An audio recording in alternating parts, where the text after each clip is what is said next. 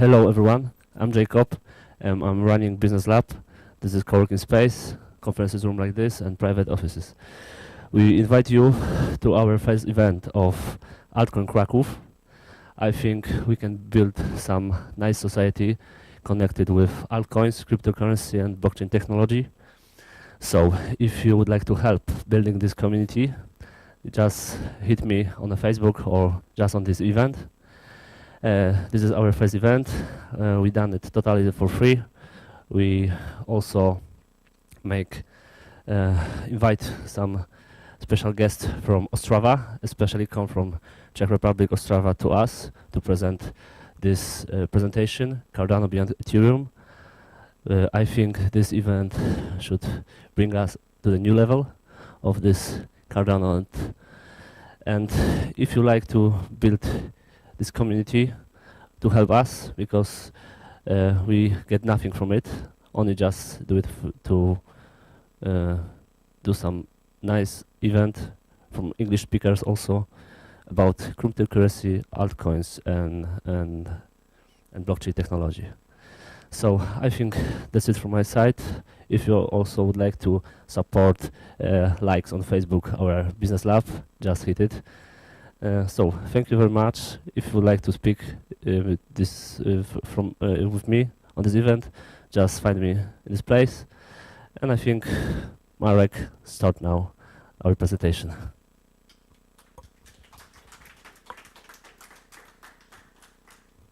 Hello, so my name is Marek Stopka. I come from Ostrava, Czech Republic, and I prepared a Cardano Beyond Ethereum presentation for you. The point of Cardano from the market perspective, or the main selling point that the Cardano community and Cardano Foundation is presenting to the public, is to give the ability to 3 billion people who currently don't have financial services the ability to leverage some financial services and ideally leverage Cardano blockchain for that purpose. So if we should summarize the overall cryptocurrency history,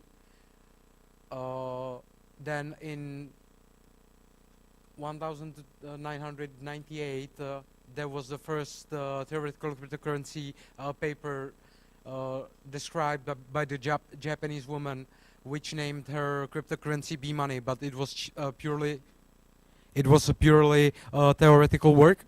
There was no actual implementation of B-money made available anywhere. The first proof of work algorithm has been described in 1998 also, and it has been called BitGold, and it worked very similarly like Bitcoin, but then again it wasn't implemented in the software. It was strictly a scientific publicly reviewed paper. On 3rd of January 2009, after approximately 2 years of development, Satoshi Nakamoto released Bitcoin first generation blockchain, which probably all of you know, and the second successor of Bitcoin, which is let's say notable, was Litecoin, which is again first generation blockchain, but apart from Bitcoin, it's so-called ASIC resistant proof of work algorithm, which means that you cannot make specially designed circuits that can make the computation faster than general CPU or GPU. But that's actually not valid anymore because the cost of memory dropped so much that currently you can make a specialized computers that calculate Litecoin proof of work algorithm cheaply, efficiently, and very fast as compared to GPUs or CPUs. Then in 2015, after a big crowdfunding, second generation of blockchain came out called Ethereum, which introduced smart contracts and ASIC resistant proof of work algorithm, which is still ASIC resistant. They have also plans for proof of stake implementation, but currently it's not supported. We will explain the difference between proof of work and proof of stake a little bit later. And last and foremost, in 2017, Cardano, third generation blockchain, has came out and became public, and why the project started, what are its objective, and so on and so forth. You will know after end of this presentation. If we should look at the history of Cardano itself, in 2015, Charles Hoskinson, who was the former CEO of Ethereum Foundation, which is responsible for the second generation blockchain, started an organization called Input Output Hong Kong, which is a blockchain engineering company. They provide some sort of engineering and development services to companies who want to either develop their own blockchain solution or create their own blockchain, and so on and so forth. Also, Jeremy Wood, who was involved in Ethereum, is part of Input Output Hong Kong. And for it to make an overall sense, Cardano Foundation has been established in Switzerland as a non-profit and contracted Input Output Hong Kong to build, design, and maintain Cardano blockchain till the end of 2020. Input Output Hong Kong is a group of scientists who follow the scientific process to make proposals and use articles in peer-reviewed scientific journals, which basically means that whenever they are about to make a decision about how something should be implemented, they will describe what problem they are trying to solve, what is their idea of a best solution that solves the problem in question, and what's their proposal for the solution, and how the solution should be or will be implemented. And then they will ask a bunch of other people from the scientific community who subscribe to the pre-release servers of these peer-reviewed journals to read their papers, read their articles, provide them with the feedback, implement the feedback back into the articles, and then publish those articles in a paper version where another round of feedback is provided by other scientists. So it's not like in smaller projects where you have one leader and he decides that best way to solve one issue is to do it one way, which might be wrong. This is a collaborative effort which should result in a higher quality of work and the product. From the financing perspective, there was a pre-sale ICO mainly in Asia, or entirely in Asia, mainly in Japan, where about 97% of the money has been raised from October till January 2017. 26 billion ADA tokens has been distributed to the owners of to the people who provided the capital for the ICO, and 5 billion has been allocated between Input Output Hong Kong for the engineering work, Cardano Foundation for the marketing and communication with different governments and educational institutions and so on and so forth on adoption of Cardano blockchain in their infrastructure and in their application, and Emurgo, which is a venture capital fund focused on investing into blockchain startups which leverage Cardano blockchain technology. In total, there is about 31 billion tokens in circulation. When they've been doing the ICO, they raised about 63 million American dollars for the project. So that's approximately the budget with which they've been able to deliver the product that is currently available on the market. In third quarter of 2017, precisely on 27th September, the first exchange, Bitrex, started started trading ADA tokens for other altcoins like Bitcoin or Ethereum. But at this point, there is no cryptocurrency exchange that would exchange Cardano for fiat money or government-issued currency, at least to my knowledge. From the features perspective, Cardano offers several improvements over the first generation and second generation blockchain. The first, and for me the most important, is the layer separation, which means that there are two layers of Cardano blockchain. There is a Cardano settlement layer, which uses mathematically proven as secure proof of stake consensus algorithms or BOBOs, on which we will have a few slides in a short minute. And then there is a Cardano computation layer, which is the layer which executes the smart contracts. The point of this separation is to provide better security for the users of Cardano blockchain.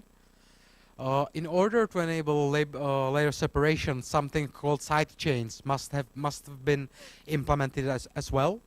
So KZM implementation of side chains has been chosen from, I think, 5 or 6 different proposals. This has been decided as a go-to choice. It also solves lots of issues connected with current blockchains, such like scalability. If you ever tried to send any Bitcoin over the Bitcoin protocol network, you might have run into a situation when the network hasn't been able to process the transaction without paying excessive fees. By excessive, I mean hundreds of dollars. Cardano plans to solve this issue by something called sharding, which we will also explain in the future. If you look at the IBM 5 in 5 report, which is a report which goes out every year and lists 5 disruptive technologies that IBM thinks will disrupt the industries around the world in following 5 years, quantum computing is one of the 5. Blockchain is also one of the 5 technologies that IBM thinks will disrupt the industries. Cardano at this point is the only blockchain that has a proposal for quantum computing resistant signatures and also other signature schemes. So general model has been implemented and will be used, and as the cryptographic security will evolve, the Cardano blockchain will be able to support different signature schemes and thus become provide security in the future as well as of today. They will also support user-issued assets, which for those who knows Ethereum might mean that Cardano will support so-called tokens, which are user-issued assets that are transferred through the Cardano blockchain, but don't represent the native token of the currency, which in case of Cardano is Ada token. And the last point which I want to talk about is regulation and compliance and Cardano approach towards that.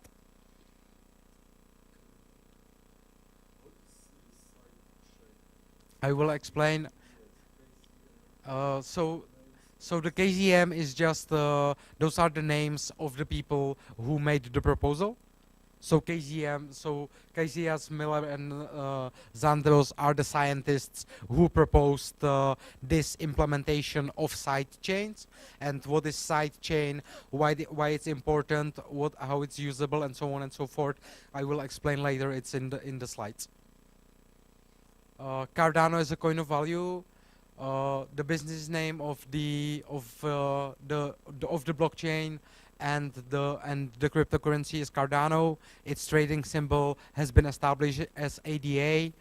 Current market valuation of the circulating supply is 3.2 billion euros. I updated this today from my last presentation, which was about a month ago. The market valuation dropped by 4 million euros in just a month.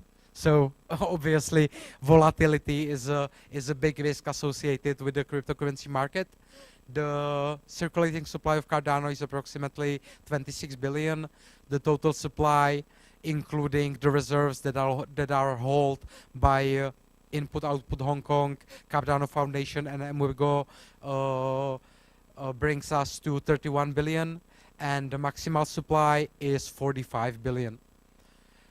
24-hour traded volume is approximately 114 million euros.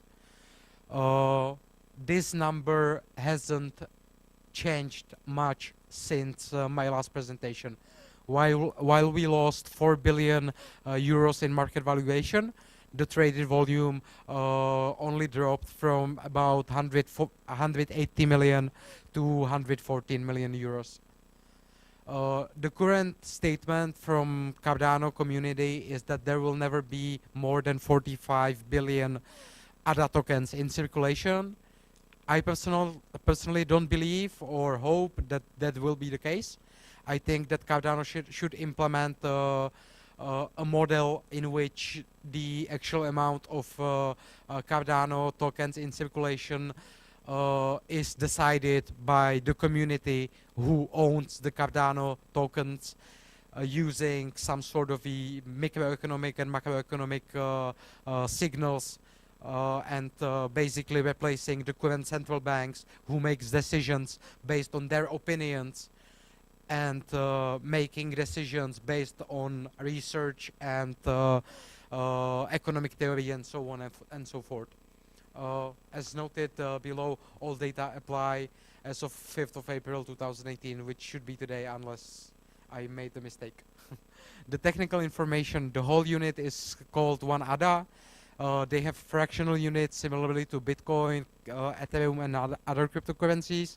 That's called Lovelace, which is named in honor of Ada Lovelace, who was considered to be the first programmer, although in 18th century there was no such thing as computers. She described the first theoretical basis for what is algorithm, how programs could or should work, and so on and so forth. So if we would be to identify the first person who came up with the idea of computer, then this would probably be the person to go to. One ADA is 1 million of Lovelaces, so obviously one Lovelace is 1 millionth of ADA. So we have 6 decimal places, and other SE conversions are listed below in the presentation. As I mentioned previously, I consider 2 layers of blockchain to be a very important part of Cardano, and now I will explain why. Cardano has something which is called CSL, or Cardano Settlement Layer, which is supported by Ouroboros consensus protocol. Ouroboros is currently the only mathematically proven as secure proof of stake algorithm. Unlike proof of work mining, Cardano blocks do not require solving computingly difficult cryptographic problems to verify that the history of the blockchain has not been altered. Instead, it uses proof of stake model, where slot leaders are selected to mint the block out of stakeholders. Stakeholder is someone who holds any positive stake which is greater than 0.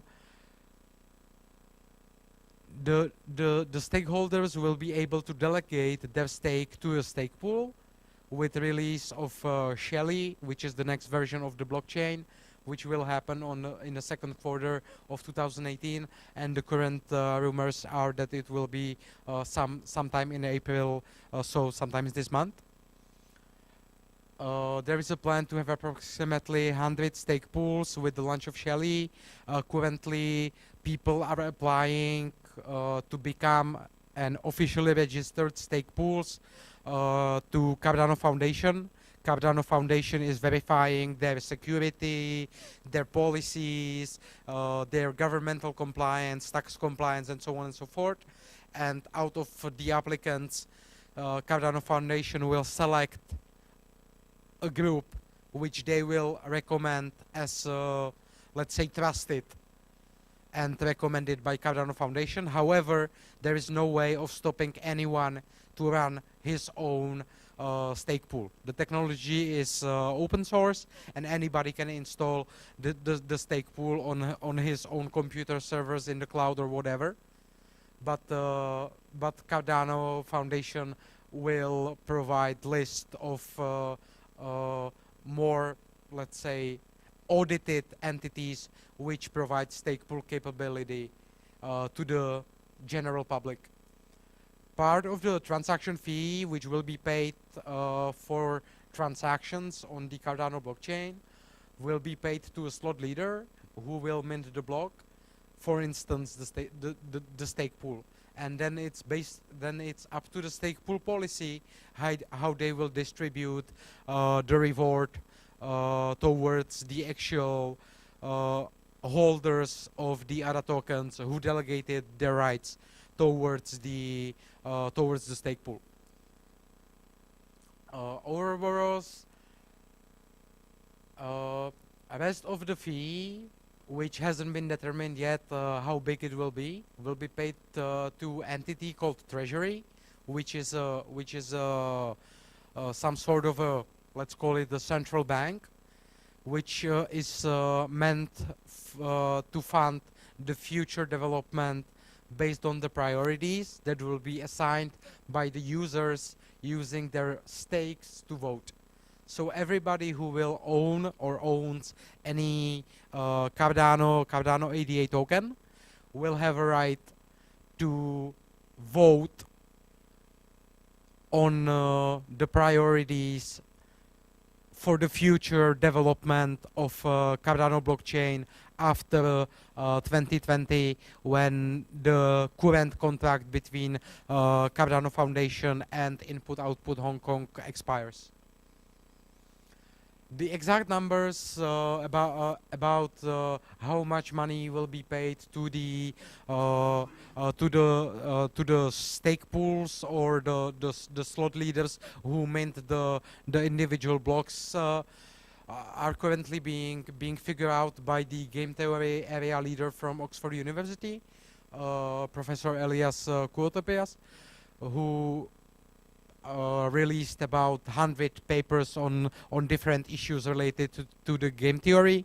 So for those who don't know what is game theory, it's a theory established by in about 20-50 years by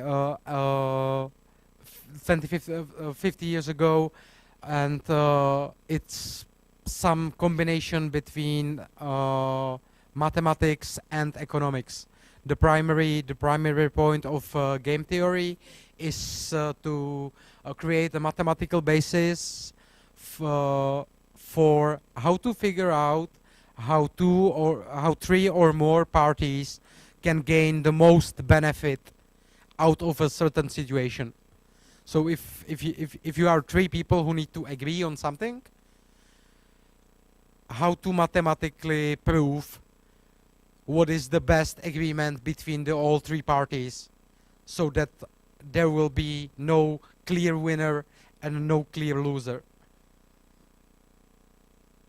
If a slot leader misses his slot, for example, when the node is offline, the right to mint a block is lost until they are elected again. The block is not then generated for that particular slot, which is a fairly short period of time, such as 20 seconds. In order for the Ouroboros protocol to work, at least 50% plus one slot within one epoch must produce a block. If this assumption is not fulfilled, then the entire Ouroboros consensus protocol will stop functioning properly, and the blockchain will not continue to work anymore. But that's similar to a situation in which a single entity in Bitcoin will have more than 50% of the hashing power available within the network. Slot leaders are elected from a pool of all stakeholders by the electors, who are stakeholders with a significant stake. At the current implementation, it's 2%. The electors elect slot leaders for the next epoch during the currently running epoch. So at the end of the epoch n, it is already known who will be the slot leader in the epoch n+1, and this information cannot be changed. It is recorded in the blockchain, and you can think of it as a fair lottery. Anyone who owns some Cardano token will have a ticket in this lottery, which is mathematically proven to be random, as much as randomness can go. And one stakeholder can be a slot leader for more than one slot during the same epoch. So if you hold 1,000 ADA tokens, there is a probability, although minimal, that you will be a slot leader for 1,000 slots within an epoch. So you will mint 1,000 blocks. But that's statistics. If you own 1,000 ADA tokens out of 45 billion, the probability that you will mint 1,000 blocks within one epoch is very low. But theoretically, such situation may occur. The problem with the POS is ensuring unbiased election of slot leaders. So certain level of randomness is needed as a base. So the proposal of the Cardano, which has been peer-reviewed, is to use something called MPC, or multi-party computation, where each elector independently performs a coin tossing, which means he generates a random number. You can imagine it as flipping a coin. Then you either have 1 or 0, depending if you get heads or tails, and then share the results with the other electors. The idea is that if the results are randomly generated by each elector, but they will all eventually agree on the same final value, which will be later on used as a seed. The multi-party computation is separated into several phases. The first phase is called commitment phase, then there is a reveal phase, then there is a recovery phase, the final phase of the MPC process. Then there is a follow the Satoshi, which will be explained later together with the rest of the terms. And then there is an assumption which I want to explicitly mention, which is an assumption of the honest majority. The fundamental assumption of the protocol is known as the honest majority. This means that the participants owning at least 50% plus 1 of the total stake are the ones who want to be fair and honest. In the case in the case that this assumption is valid, there is a mathematical proof that has been severally audited by both single scientists, universities, and companies specializing in analyzing cryptographic algorithms, that the persistence and the liveness of the blockchain cannot be broken. For more information about this, you can read the original white paper, which is referenced at the end of the presentation. So the commitment phase of the multi-party computation model is that every elector generates a secret, a special value, the coin tossing, and generates some random number. He can use different generators. He can use software. He can use some hardware equipment, and so on and so forth. And then the elector forms something called commitment, which is a message that contains the encrypted shares and the proof of the secret. The commitments are put into the block, and they will become the part of the blockchain. So then later on, you can verify that the election process that happened, I don't know, 10 years ago, has actually happened as it has supposed to be, as it has supposed to happen. That there has been no cheating involved.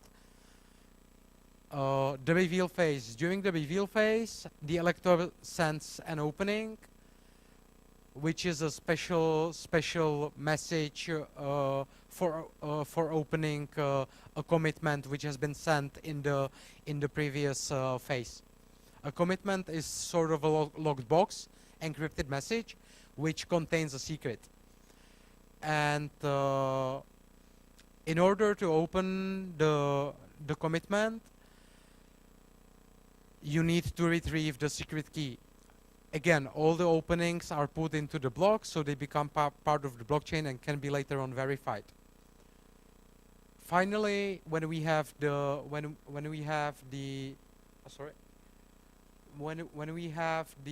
opening and the commitment, we can go into the recovery phase where we open those commitments.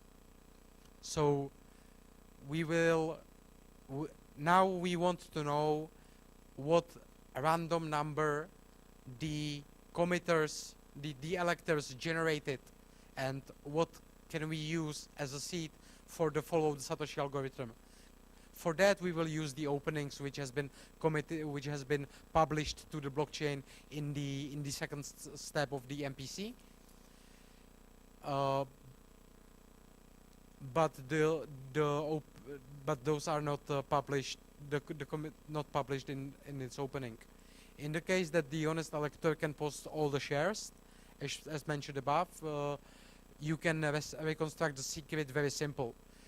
You use the opening, the keys from the openings in order to open the commitments, and then you get the random value that has been generated by each and every elector. However, there might be a situation when an elector is an adversary. He wants to attack the network. He wants to break it. He wants to hack it. He wants to steal somebody else's money, or whatever else. In such case, there is an ability to extract the secrets from the commitments and form a seed, randomly generated byte string, from the secrets. All electors get the same seed, and it will be used for the follow the Satoshi algorithms. Again, the assumption is that if we have a group of electors, and let's say it's 100, at least 51 of them needs to act honestly in order for this, let's say, contingency to work. If more than 50 plus 1% of the electors are planning to attack the network, there is no way of securing the blockchain. But that's not anything specific to the Cardano blockchain. It's something very generic for all the distributed systems that are existing in the world. Electors, at this point, electors have the seed, so that's the randomness we need. And they use the follow the Satoshi algorithm to elect the slot leaders. Follow the Satoshi algorithm verifiably picks a coin or a fraction of a coin that is owned by the stakeholder, and then the stakeholder S will become a slot leader. The more coins the stakeholder owns, the higher is the chance that he will be picked as a slot leader, and that he will earn the reward which is given to the slot leaders for signing or minting the block. The reason why it's called Follow the Satoshi is that the Bitcoin atomic piece is called Satoshi, and they are trying to honor the Satoshi Nakamoto as the creator of Bitcoin, the first actual functional implementation of the cryptocurrency in the world. Then there is the second layer of blockchain, which is called Cardano computation layer, and that's based on language called Plutus, which is Haskell-inspired meta language, which has two versions: Plutus Core, which will be available on both the Cardano settlement layer and the Cardano computation layer, and then there is Plutus, which is the full version of the language, which will be available only on the Cardano computation layer. The Plutus language is inspired by Haskell, and for those who don't know much about programming or whatever, Haskell is one of the languages which in which you write programs very similarly to how you would write a mathematical proof. So if you are about to write some smart contract on the Cardano blockchain using Plutus meta language, then you won't be as much programming a piece of software which manages some storage, manages some memory, needs to be protected against some memory leaks, and so on and so forth. You will be creating a mathematical formula for how your contract should behave in a certain events. And then you will be able to use tools provided by either Cardano or other parties to verify that the legal agreement that you reached with the party is corresponding to the mathematical representation of the implementation of the legal contract. And in the next step, you will be also able to verify that the actual implementation of the contract is corresponding to the mathematics that has been put in place by somebody who took the legal contract and converted it into the mathematical description of the contract. All this will be executed by ELA virtual machine, which is a virtual machine which will support universal language, so-called bytecode, and the framework for translating and executing smart contracts. Unlike Ethereum, which currently supports only one language called Solidity, in which you can write smart contracts. The idea behind Cardano is to support as many languages as possible, while at the same time trying to make Plutus the #1 choice. So they are creating their own language, which will have certain features, guarantees, and so on and so forth. But at the same time, they will also support other languages like Python, Perl, Solidity, and so on and so forth.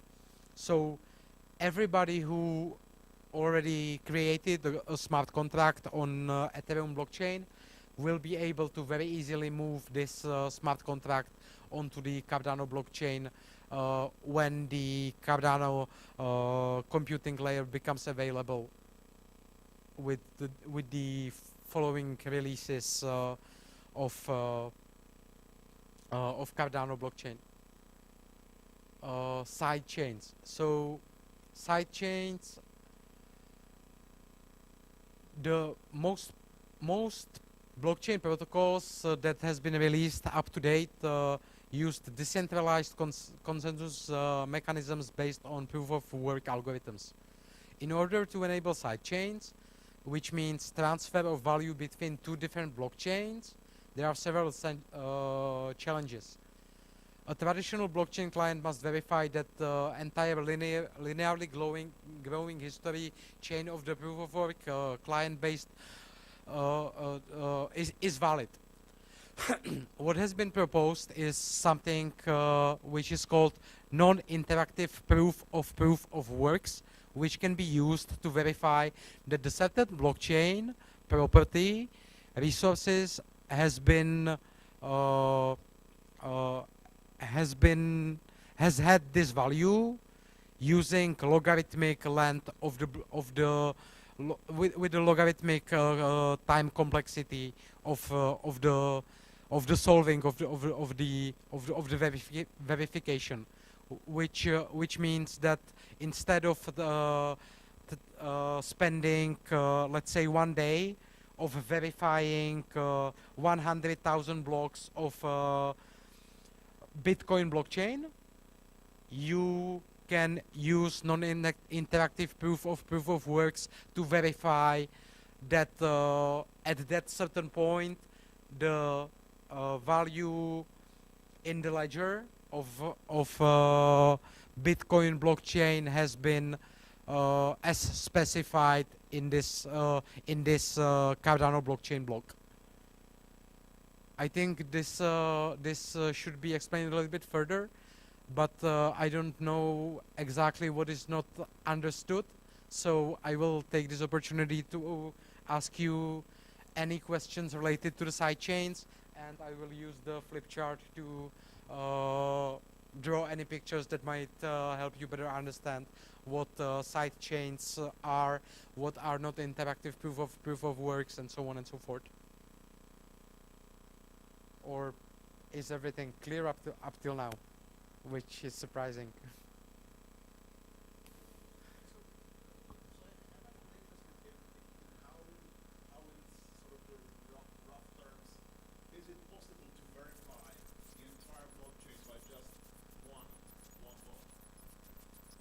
Yes, it's possible using non-interactive proof of works, which has been published in a peer-reviewed journal about a year ago, and thus far no professional from the cryptographic community has made any dispute against this algorithm. So do you have any idea how it actually works, how it is accomplished? I did read the paper. I did understand about 75% of the mathematics involved. And later on in a Q&A, I can, let's say, make a little short summary of how I think it actually works. But the main point is that non-interactive proof of works enables you to verify the validity of the ledger using logarithmic time as opposed to linear complexity from the time perspective. Non-interactive proof of works implication will enable you to create a transaction on a blockchain that embeds the current state of the different proof of work blockchain on a different blockchain in a way that can be mathematically verified without downloading, processing, and verifying the whole blockchain history for the relevant blockchain from which the token has been transferred. So if you imagine a situation that you want to conduct a transaction in in Bitcoin on the Cardano blockchain, you can verify that this amount of Bitcoin has been on this address at this point in time without downloading, processing, and verifying all the blocks of the Bitcoin blockchain, which is, I believe, has around 200 gigabytes of storage at this time. So imagine how long would it take to download and analyze and verify each individual block if you really would want it to verify that there has been no modification or alteration to the blockchain. While non-interactive proof of works has not been disputed or attacked by any cryptographic or mathematic or any other scientist at this point, there is of course a theoretical possibility that something is wrong. Some assumption might be wrong, some implication might be not proper, and so on and so forth. Thus, a firewall property has been implemented in order to prevent double spending on the Cardano blockchain protocol, which means that the ledger of value transferred between different blockchain is kept on the Cardano blockchain ledger, and the blockchain protocol prevents greater chain-to-chain outflows than the past total inflows deducted by the total past outflows, simply put in accounting terms, the balance sheet.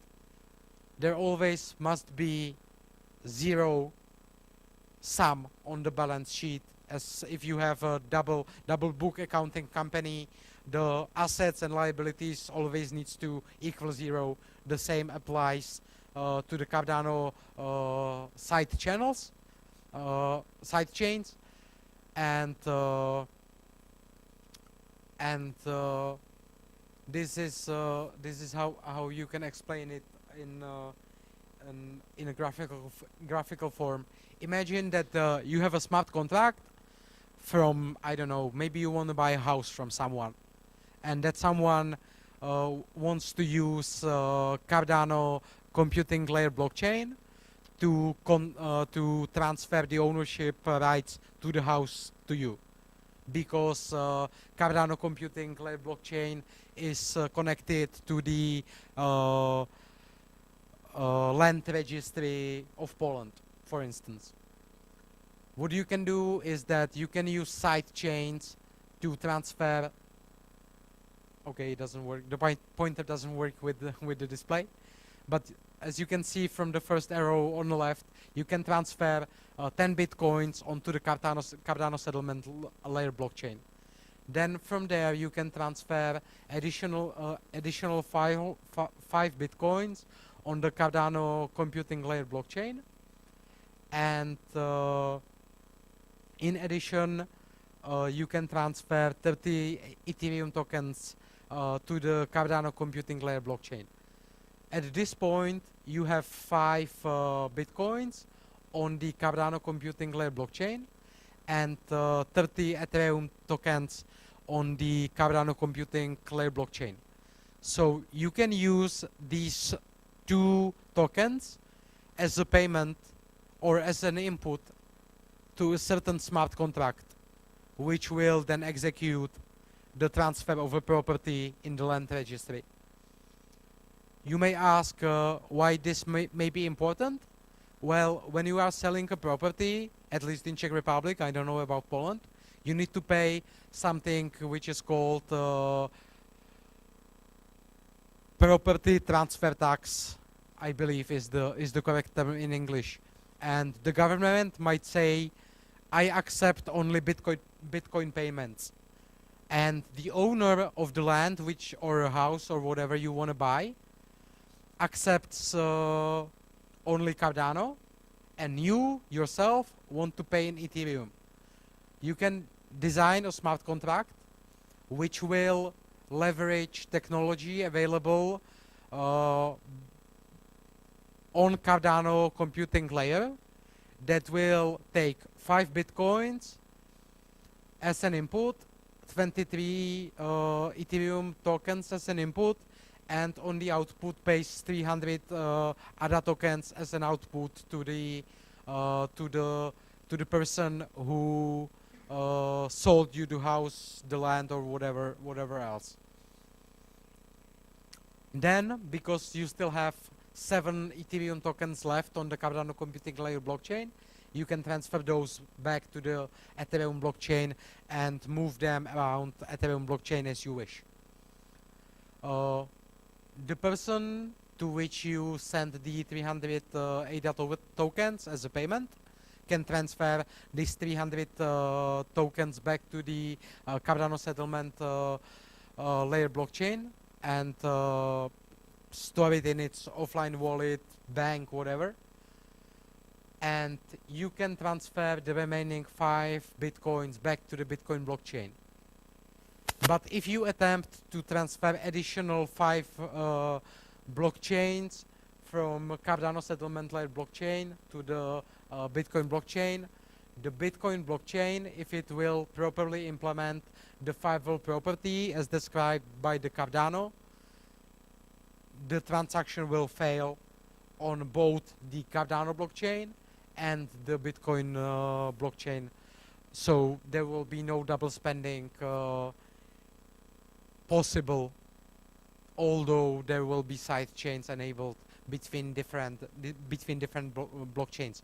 Obviously, in order to enable side chains, the support must be implemented in all the blockchains. It's not something abstract that would work out of the box. If Bitcoin community will want to have the ability to use side chains with either Cardano or different blockchains that will support side chains, they will have to make some modifications to their code in order to ensure the 5-well property. Another issue that I talked about initially was scalability. The scalability solution proposed by Cardano is called sharding, and if we talk about scalability, I already mentioned while Bitcoin doesn't scale, and it actually happened in December last year when it was basically impossible to transfer any reasonably small amount of Bitcoin through the blockchain. In Ethereum, similar problem occurred when CryptoKitties became available as a distributed application on the internet. A lot of people wanted to start trading CryptoKitties and so on and so forth.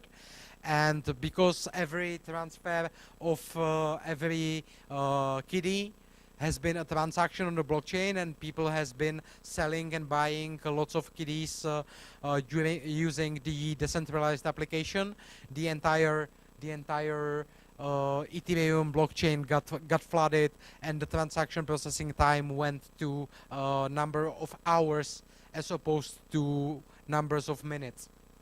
So sharding, aka parallelism, is a way how Cardano plans to solve the scalability issue. It works in a way that if Cardano blockchain identifies a flooding or overflow of transactions on its blockchain during one epoch, then it will, in the next epoch, there will be 2 parallel channels running at the same time. And if the same issue occurs in the epoch n, then for epoch n plus 1, epoch is set of time which is composed out of slots, and basically epoch is abstract term which just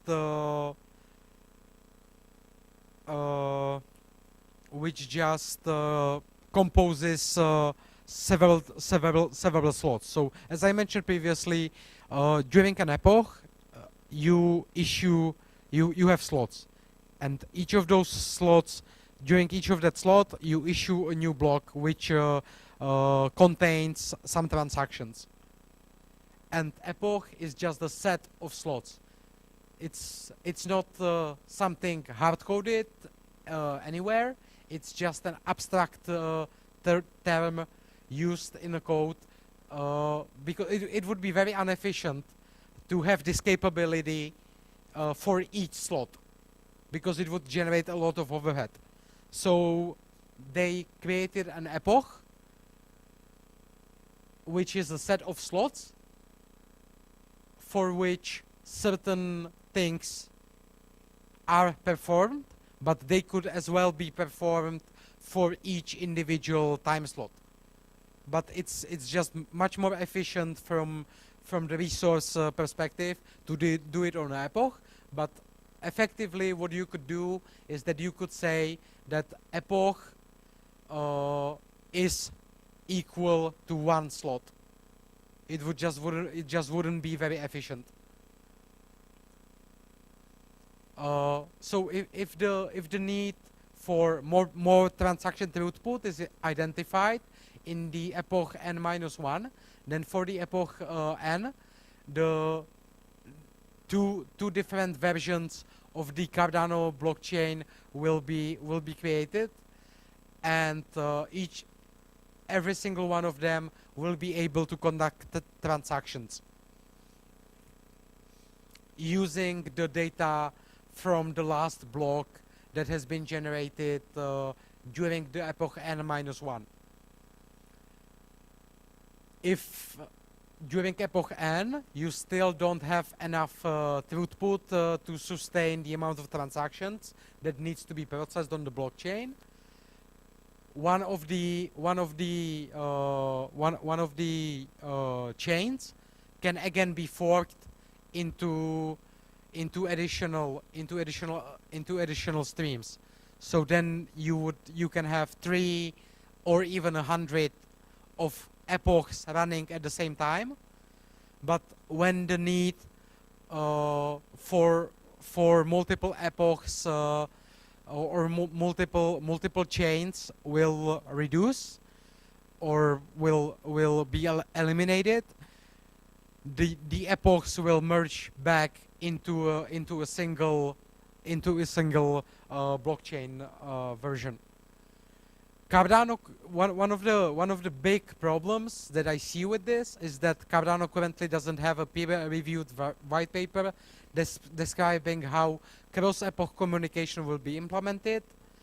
It is planned for the Hydra release of Ouroboros, most probably with the Voltaire version of Cardano, which will also enable treasury.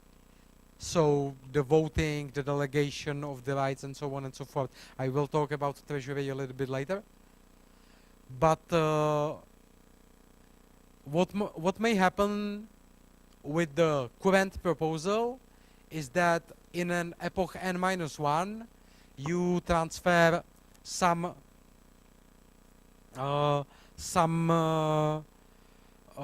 value from one address to another, and then during the fork, the last block will be copied as a first block of the new epoch, and this will be your initial balance sheet, and you could double spend during the epoch n the money that are on that address. So you in one parallel channel of the blockchain, you could send the same amount of tokens to 2 different addresses, and it would be discovered as a double spending only at the event of the merge, so during the creation of the first block of the epoch n+2, during which the protocol as it's currently implemented would reject all the transactions that has occurred with the address associated that executed the double spending. If the sharding will be used only in a short term for, let's say, I don't know, 5-10 minutes, it's not really a big issue. because when you are conducting a transaction, you wait for a certain amount of blocks that confirm the transactions anyway. So in this case, you would wait for certain amount of epochs in order to verify that the transaction has actually occurred and that you are currently in a possession of the assets that has been promised to you. But if the sharding and the parallelism will be a long-term solution to big scaling, then if they won't find a secure way how they can verify, effectively prevent double spending and cross-epoch communication, then this whole functionality model will be totally unusable. Are there any questions to the sharding and the parallelism? I will use the flip chart to explain the epoch concept a little bit since it was the question. So.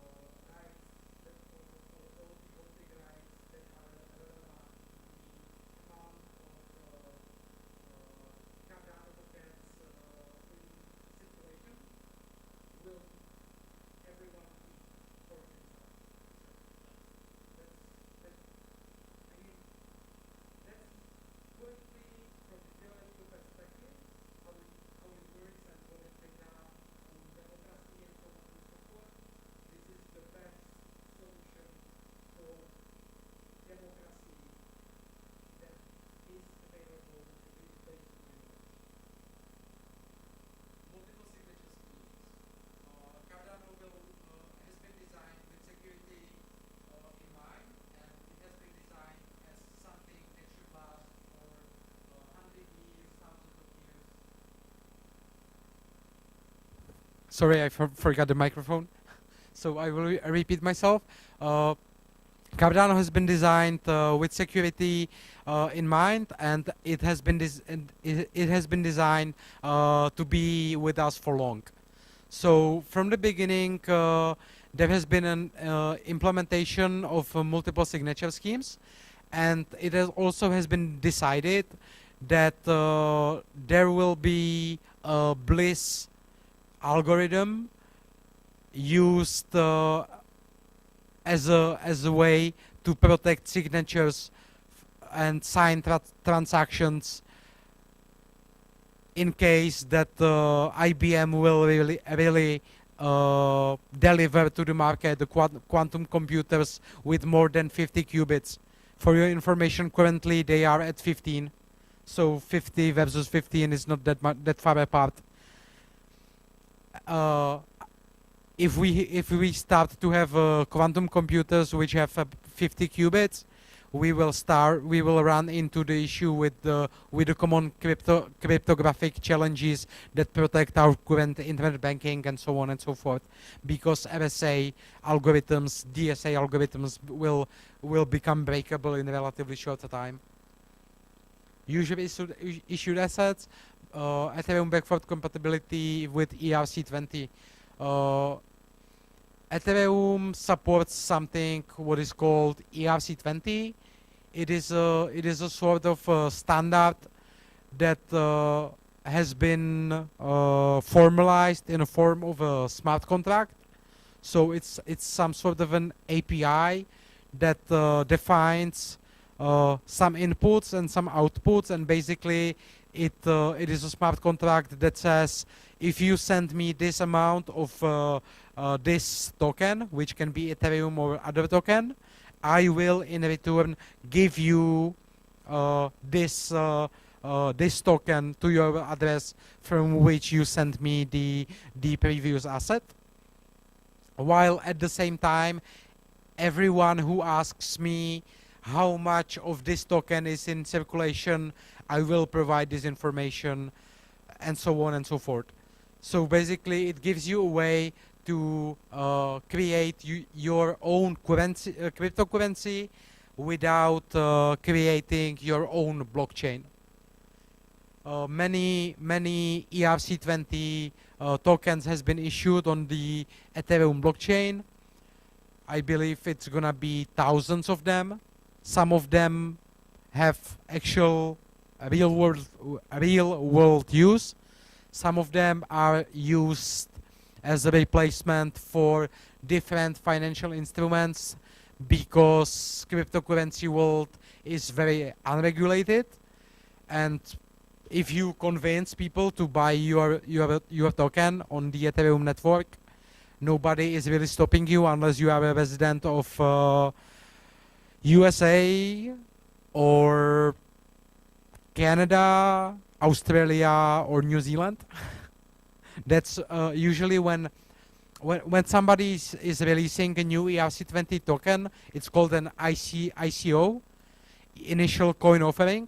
And if you ever tried to participate in the initial coin offering, they usually ask you a bunch of questions to identify who you are and where are you coming from.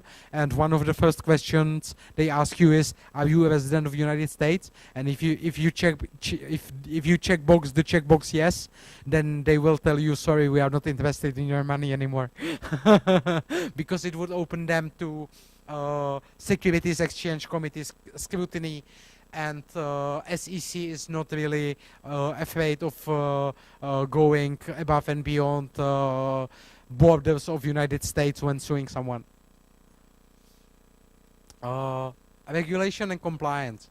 I personally consider regulation and compliance with regards to the to blockchain technology and cryptocurrency very important, especially because if we want to move the current financial system onto the blockchain, we will have to deal with all the current regulation that is already in place, develop new regulation, and ensure compliance with both the current regulation and the future regulation that will be put in place. For instance, metadata. In the financial services world, metadata are sometimes even more important than the transfer of value itself. Imagine a situation when you send some money to an electricity supplier with the wrong identification symbol. He will not be able to pair the transaction with his invoice, and 3 years later he will discover that this invoice has not been paid 3 years back, and he will charge you a fee for not paying on time. He will charge you an interest on both the owed money and the fee that he charged you for not paying on time, and so on and so forth. So you need some way how to prove to the electricity supplier that you actually paid the invoice, but only you made an honest mistake. So he will maybe waive his right to charge you the fee and the interest and so on and so forth, because you actually paid him the money. He had the money. And if you went to court, you would probably win, and he would have to withdraw his request for the interest and the fee. From the anti-money laundering regulation worldwide, it is very often implied that the recipient of the payment must have the ability to prove why he received the payment, and the same applies for the tax implication. When somebody pays you money to your bank account, you should be able to prove why he sent you the money. There should be some legal reason. And I'm not saying it always needs to be a written contract, but if you go for a beer with a bunch of friends, and the bar where you go doesn't accept credit cards, and you don't have any cash, and a friend of yours pays for your, I don't know, 3 beers, and you owe him, I don't know, 20 euros, and because you live in Finland where beer is expensive, and you send him 20 euros, nobody probably gonna care. But if you sell a car worth, I don't know, 50,000 euros, the tax authority might start to care why somebody paid you 20,000 euros. And you will have to prove them somehow that it was for the old car that you sold them. And you can do it by either somebody testifying, like the buyer, or by having a contract, or by having the data embedded in the blockchain in a form of an encrypted message, which the actual contract can be embedded in a blockchain as a form of a metadata, encrypted with the private encryption key for which you hold the key, and the other party of the transaction also holds the key. So you both have the ability to prove why you exchanged the money, but nobody else does, unless you allow them to. Cardano will support the embedding of the metadata into the transactions, and it will make the compliance with anti-money laundering and other regulatory frameworks easier. And this is the list of resources, as I mentioned, all the relevant academic papers, Ouroboros, privately secure proof-of-stake blockchain protocol, which provides mathematical proof, while Ouroboros is secure as long as 50% plus 1 stakeholders are acting honestly. Proof of work with sublinear complexity, KL16 side chains, why it works, especially for Lukáš, something to read. Non-interactive proof of works. This is a general paper that just talks about non-interactive proof of works in general, with different level of complexity and so on and so forth, and it describes several of them. while the link above links to a specific implementation of the KLS, which will be implemented on the Cardano blockchain. Nobody is saying that there won't be other side chains implemented on the Cardano blockchain, but at this point it's not in the roadmap, it's not planned, but anybody can do it, it's an open source project. And accelerating Bliss, the geometry of ternary polynomials, describes the Bliss encryption algorithms, which at this point is considered to be quantum resistant by the American, European, and Asian authorities on cryptography, security, and so on. It's one of the basically currently there is a work in progress document by the NIST, I think it's National Institute for Security, which is an American institution not related to the NSA, who likes to spy on citizens and foreign governments, who creates standards for Americans' governmental agencies on how they should implement security in their applications and physical security, business continuity management, and so on and so forth. Initially, about 50 algorithms has been put in the first version of the documents as a candidates for recommendation as a post-quantum resistant algorithms. Currently, the number has been reduced to about 20, and Bliss is one of the 20 that has been shortlisted. So it's one very efficient, and so far nobody has any strong objections about its security. And this is the end of the presentation.